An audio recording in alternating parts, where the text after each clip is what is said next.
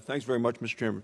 Mr. Secretary, great to see you. Congratulations. What you and President Trump have demonstrated in the past year is clearly peace through strength, and I appreciate the leadership from both of you. We've talked a lot about Venezuelan oil. You know, I focus a lot on energy going to China, and 3/4 of all the oil that went from Venezuela out of the country there last year, 75% of it went to China. They got it at deep discounts.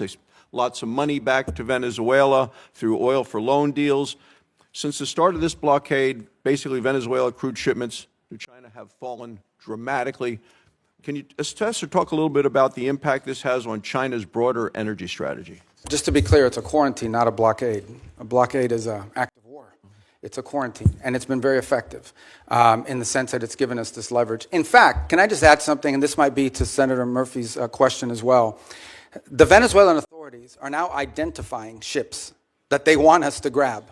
In fact, about a week and a half ago, we grabbed one of these ships. That was, because here's what happened in the aftermath of the Maduro. About 5 ships took off without authorization from the Venezuelans because they were controlled by some network in the country. With the cooperation of the interim authorities, we seized one of those ships. We brought it back into Venezuelan waters, handed the ship off to the Venezuelans, who in turn fed it into this mechanism, the short-term mechanism that I described to you was created. So we're seeing cooperation on that front.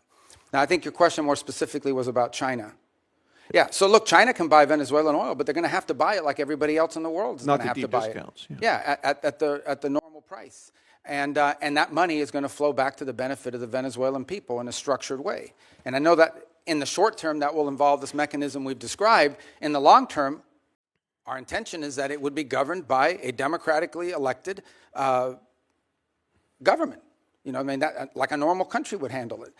But it's not just about oil. There's other economic activity, the full spectrum. I mean, Venezuela was, and still, we're not talking about some third world country here. I mean, we're talking about a country that doesn't just have wealth, it has memory, it has history of economic activity, of people who own chains of pharmacies. I know some of these people, of people who own chains of retail stores, including American retailers who had a presence there. We just want it to be a normal, prosperous country again, not a playground for Iran, Russia, and China in our own hemisphere. And we're going to try to help them get that because we think it serves our national interest. That will require actions on our part, not money, but ultimately that will require them. This is ultimately going to be on the Venezuelan people and Venezuelan society and Venezuelan leaders to make this happen. We're going to be there to help and assist and create the parameters for it, and we feel like we're making really good progress. If we make as much progress over the next 4 weeks as we've made in the last 3.5 weeks, I'll feel very good about that. If it slows down or it gets complicated, I'll certainly let you know. But our anticipation is that we're going to be able to continue to work cooperatively with them because it's in their interest and ours. But I will point out to this. After this operation happened, look at the people who criticized it. I mean, there were others. China, Russia, Iran, Hamas. These were the people that were upset about this strike and this raid and what we did. And I can tell you that in many countries in the Western Hemisphere, there was great pleasure in the fact that Maduro was removed and that it didn't involve an all-out war and an invasion. Since you mentioned Iran, and Senator McCormick mentioned Iran as well, a lot of oil is still going from Iran to China. 1 million barrels a day last year. Lots of that money goes back to Iran, to the dictators, the people that are actually killing others on the street. Can you talk a little bit about what we can do to prevent that from continuing to go and what we're doing to support the Iranian? Some of that is sanctioned oil. This requires the willingness to enforce those sanctions. And obviously that comes with a cost-benefit analysis. The Iranians are also capable of seizing ships and doing that in retribution. But that's certainly something that will be under consideration, and others have done that in the past. And we have seized, for example, weapons shipments in the past that involve Iranian, and in fact, some of the ships, remember, all of these ships that we're seizing with the oil are with court orders. They're either one of two things. We either have a court order from a federal judge that allows us to seize it because it's in violation of a sanction, or it's a flagless vessel in the shadow fleet. And many of these ships here involve Iran. And some of that oil was going to be ultimately transferred to the excess refining capacity that China currently has.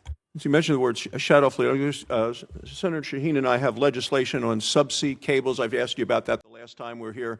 The sabotage being done, directly being targeted. I know that Sweden and Finland have both detained Russian ships along those lines. We're going to have a markup on that bill tomorrow. Is that something you continue to support our efforts to go after? It is, and it's featured prominently in the agenda, both at the G7 this year, as it did somewhat last year, but again this year in the G7 will be one of the top items we'll be discussing.